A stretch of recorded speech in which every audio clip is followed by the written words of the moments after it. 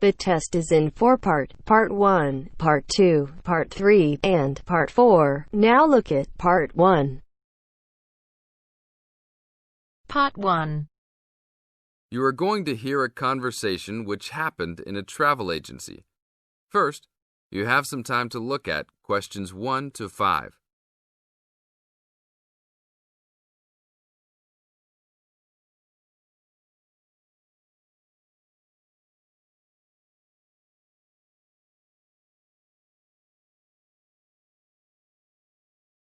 Now we will play the recording.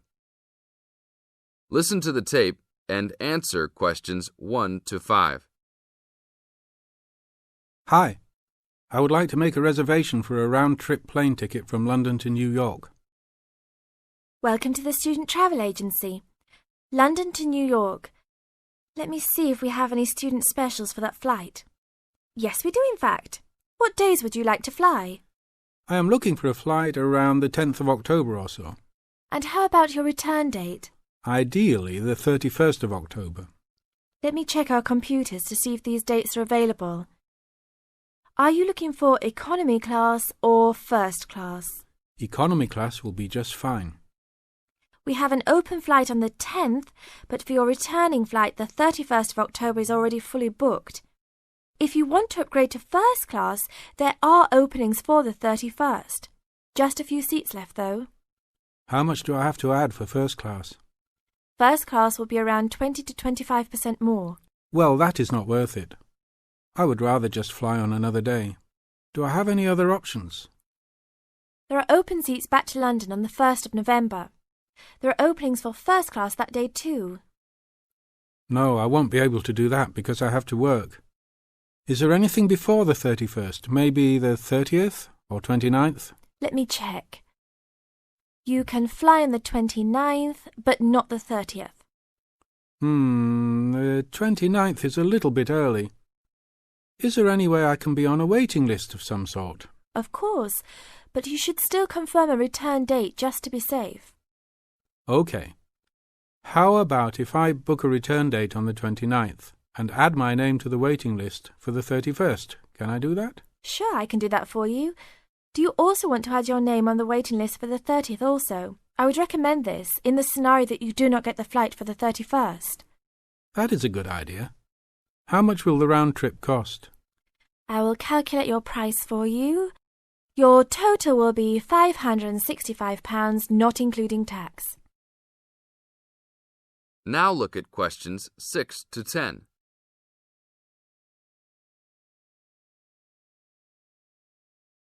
Now listen to the tape and answer questions 6 to 10.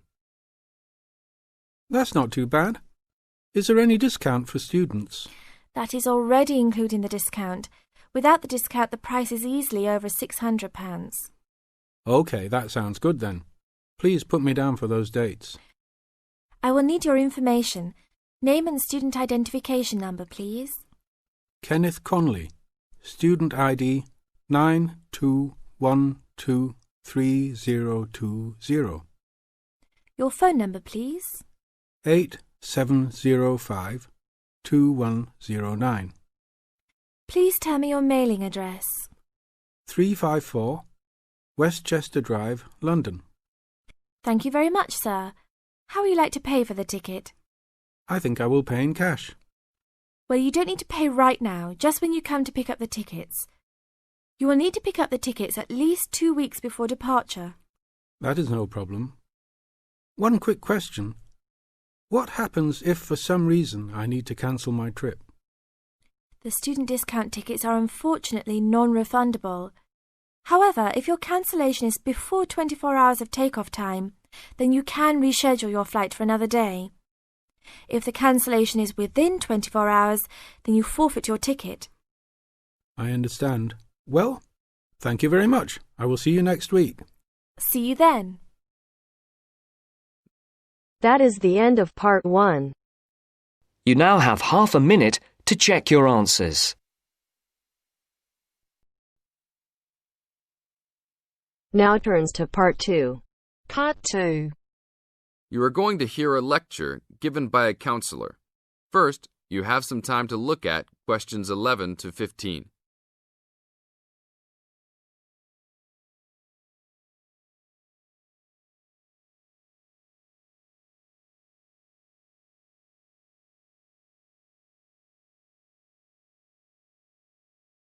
Now listen to the tape and answer questions 11 to 15.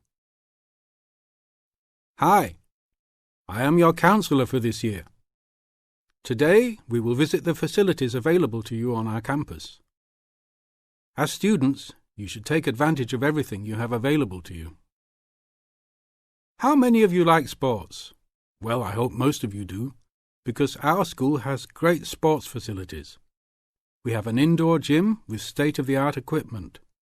First, I want to tell you about our basketball facilities. There are 2 basketball courts. Both are full court and open for student use. We offer basketball leagues that all students are invited to join. Just sign up with a team. Usually, there are games on the courts, but during league time, only the teams are allowed to use the courts. The basketball courts are open 24 hours a day. If you want a job, you can be a referee at the games. Next, I want to tell you about the tennis facilities. We have 5 tennis courts available for student use. The tennis courts are open every day, 8 a.m. until 10 in the evening. You should call ahead to reserve a court because they are very popular and can often be booked weeks in advance. There are rackets and balls available for rent at the front desk of the courts. There is an Olympic-sized swimming pool that is open for students and the general public. There are also showers and locker rooms available. The swimming pool is open every day, 9 a.m. until 7 in the evening. There are openings for the position of lifeguards, so if you are looking for a job in the sun, this might be good for you. Now look at questions 16 to 20.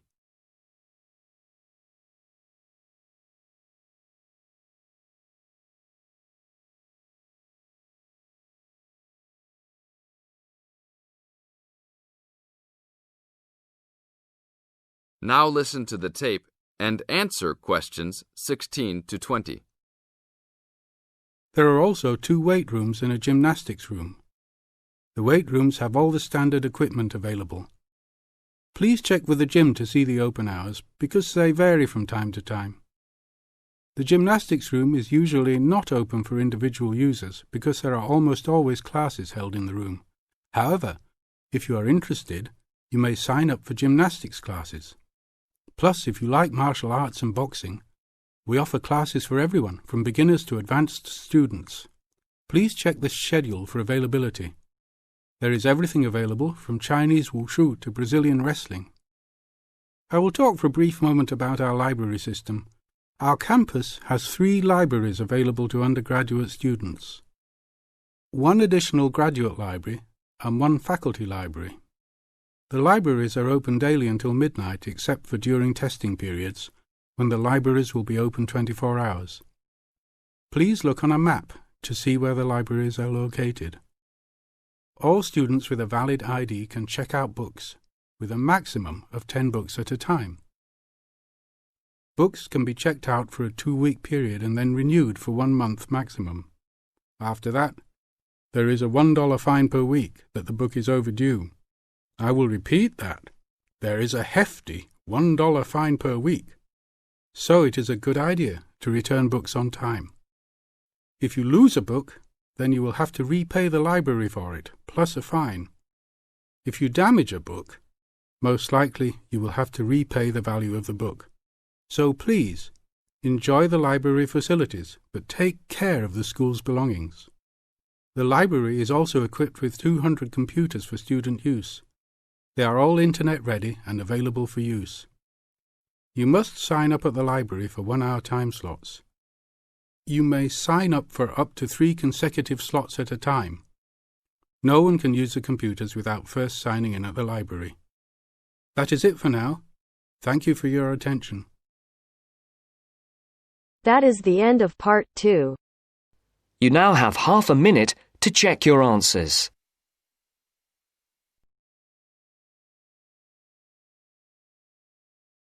Now turns to part 3. Part 3. You will hear a student, Alex, asking his tutor for advice about essay writing.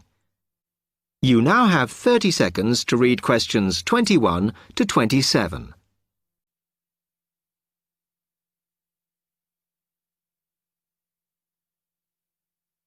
Hi, Alex. Come in. I gather you wanted some help with writing essays. Yes, I'm finding this first term difficult, and I'm worried about the assignments we have to do for January. Well, let me see if I can help. You shouldn't panic about it, because essay writing is a very straightforward process, really. What it involves is organising the information that you want to include. You shouldn't have more than you can easily manage within the word count. Make sure you haven't got too much or anything irrelevant. You need to look at that and work out what you need and what you don't need before you start. And then you just have to think about how you're going to put forward your argument. Oh, that sounds very straightforward when you put it like that. But I'm worried I haven't got the necessary skills for writing an effective essay because English is my second language. Well, perhaps you misunderstand the skills you need. You need to be able to analyse your data, and then I would say the skills of interpretation and expressing yourself are important. Perhaps it's this last one that bothers you, but the more essays you write, the more you will develop these skills. Yes, and I don't quite know how to improve at that. Though, as you say, I know practice will help. And I need to make sure I've got everything ready before I start. Yes. What is vital to good essay writing is preparation. So make sure you build in enough time to do the research you need. Are there any other sources I can use to help me with essays? Yes. You should go to the library and look through the reference section, because there are books that focus on the style we use in academic writing, and those will help you a lot. The other thing that you should think about is what happens when you've actually written your essay. Too many students just complete their work and hand it in, whereas what you should be doing is making sure that you edit it as thoroughly as possible. Oh, yes, that's a good idea. Then I'd pick up any mistakes and also see if it reads logically. Exactly. The other thing is, again, what a lot of students do is get their essays back, look at the marks, then just file it away. They don't realise that if they checked it through and looked at what the tutor had written, then they can learn from their old essays. Yeah, I can see that's a good idea. So, is that okay? You can always come back to me. You now have 15 seconds to read questions 28 to 30.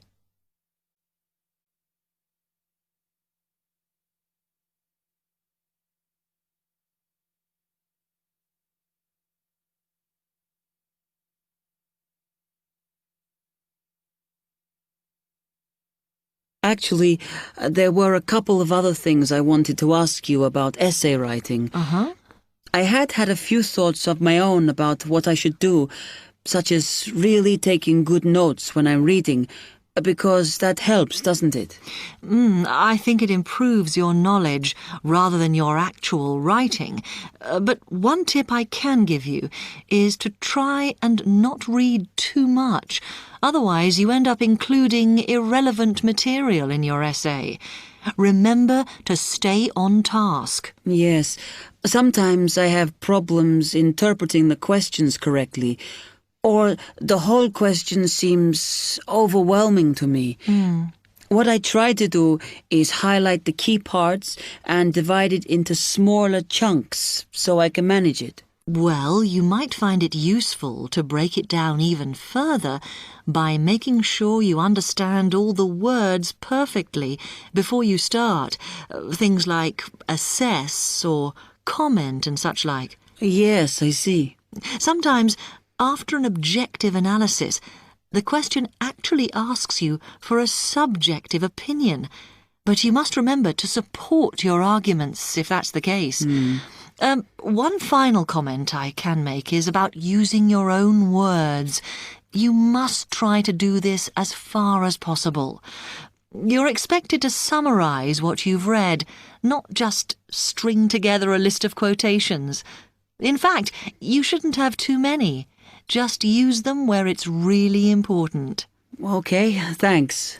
Do you read other students' essays when you've finished? No. Why? Is that a good idea? Well, you can confuse each other, so I'd advise against it. But it's up to you. Okay.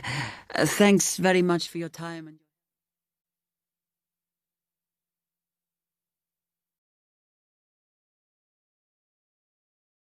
That is the end of part 3. You now have half a minute to check your answers.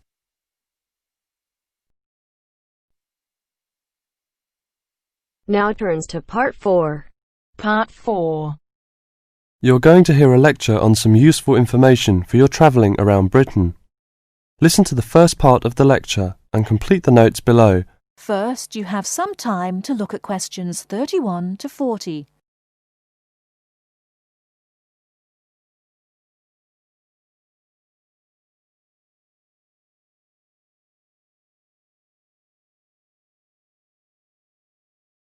Now, listen carefully and answer questions 31 to 40. Good afternoon and welcome to the session on Britain. This afternoon I would like to provide some useful information for you about travelling around Britain. Britain has over 700 tourist information centres. You will find them at major ports, airports, stations, historic landmarks and towns and holiday centres. So just look out for this sign that says Tourist Information. The staff will be able to answer your holiday queries as well as provide essential maps, guides and brochures. Tourist information centres at major ports and airports in London and addresses of British Tourist Authority European offices are all listed on the Tourist Information Centres. Now let's talk about the telephone in Britain. You know, Britain is well supplied with public telephones. Street kiosks take 10-pence coins. In city centres, mainline railway stations, airports, and central London underground stations, payphones and card phones are in operation. For the latter, small plastic phone cards are used, and these come in 10, 20, 40, 100, and 200 units, and can be bought at post offices, news kiosks, station bars, and shops where the green and white card phone sign is displayed. When using the different public telephone systems, make sure you read the dialling instructions carefully. Now, let's see the banks in Britain. There are 24-hour banks at London's two main airports. One is Heathrow and the other is Gatwick. Otherwise, banks are normally open from 9:30 to 15:30 hours, Monday to Friday. Barclays Bank and National Westminster Bank offer a Saturday morning service at some of their branches. National Jaro Bank has 42 bureaux de change located in post offices throughout the country in main tourist areas. Opening hours are 9 o'clock to 17:30 weekdays, 9 o'clock to 12:30 Saturday mornings. One exception to this is the Trafalgar Square office, whose opening hours are 8 o'clock to 20 o'clock weekdays and Saturdays, and 10 o'clock to 17 o'clock on Sundays. The bureau de change services are available to overseas visitors. Visitors can change their money there. You can also change money at bureau de change, large hotels, department stores and travel agents. Be sure to check in advance the rate of exchange and the commission charged, as these vary considerably. Wherever possible, you are advised to use a bank or bureau de change, which conforms to the BTA Code of Conduct. In most cases, this is indicated by display of the code. That is the end of part 4. You now have half a minute to check your answers.